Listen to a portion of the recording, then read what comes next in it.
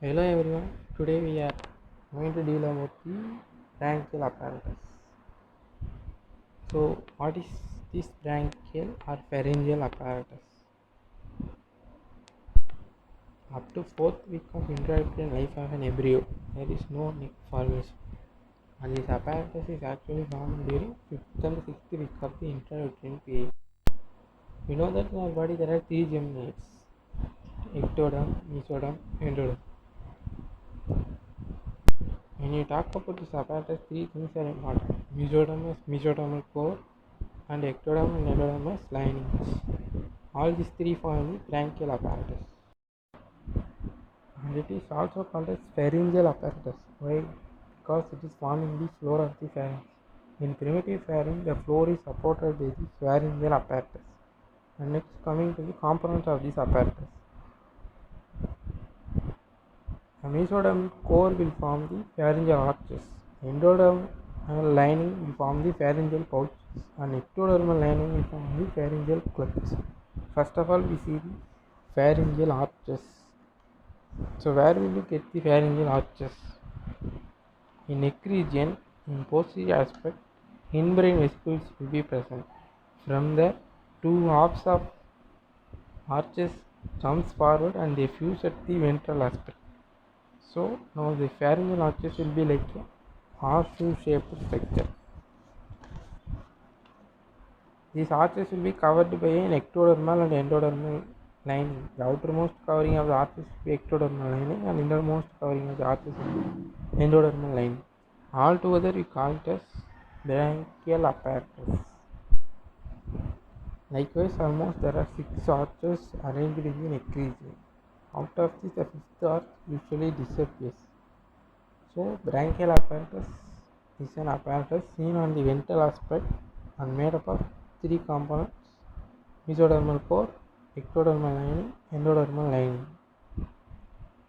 Now, in between the arches, there will be a groove.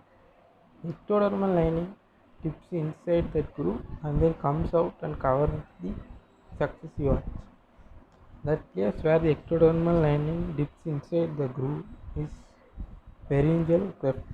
Likewise, in the innermost aspect, the endodermal lining dips inside the groove and comes out and covers the successive arch. That place where the endodermal lining dips inside the groove forming the pharyngeal pouches. And then the side where the pharyngeal cleft comes in contact with pharyngeal pouch is called pharyngeal membrane. Then we will discuss about the derivatives of all the 3 components.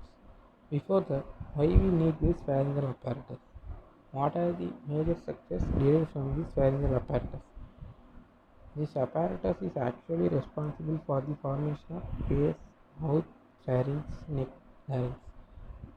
These are the important regions of body derived from this pharyngeal apparatus. Then about the derivatives of mesodermal core. From mesodermal core, there will be skeletal tissues, muscles, vessels, and nerves. These are the major derivatives we will get from each arch. The derivatives from mesodermal core is shown. Then coming to the fate of the endodermal cleft. After formation of pharyngeal arches, the region of neck is marked on outside by series of grooves, but in adults there is no such groove. The neck looks smooth. How it becomes? First cleft between first and second arch has 2 parts: dorsal part and ventral part. Of this, ventral part gets obliterated. Dorsal part only persists, and this develops into epithelial lining of the external acoustic meatus and circular layer of the tympanic membrane. Then the overgrowth of second arch occurs. It overhangs the succeeding arches and then fuses with the tissue caudal to the arches, forming cervical sinus. So only the adult neck looks smooth. No grooves are not seen. This Cervical sinus normally gets obliterated. Part of it may persist and give rise to swelling that lie in the neck along anterior border of the sternocleidomastoid. They are called branchial cysts and most commonly located just below the angle of the mandible. If such a cyst opens onto the surface, it is called branchial sinus. Then coming to the fate of the endodermal pouches. There are 5 endodermal pouches. The derivatives of these pouches are divided into ventral derivatives and lateral derivatives. Ventral derivatives develop in the floor of the pharynx and they contribute to the development of tongue.